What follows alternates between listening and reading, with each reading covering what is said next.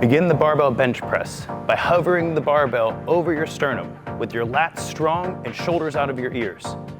As you inhale, lower the bar to your chest, exhale, and push strong on the way up. We're using our pectoral muscles, our lats, and our triceps all at the same time in this exercise. Keep good form and a strong core through all repetitions.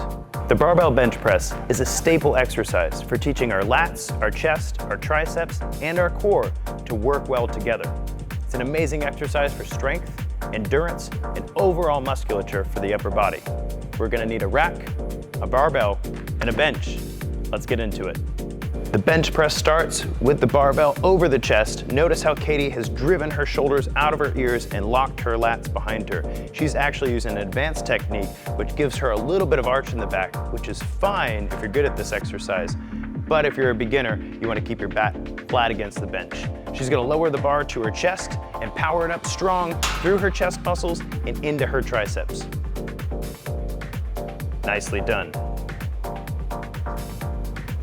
When she finishes her reps, she'll rack the weight and finish the lift safely. Nice job.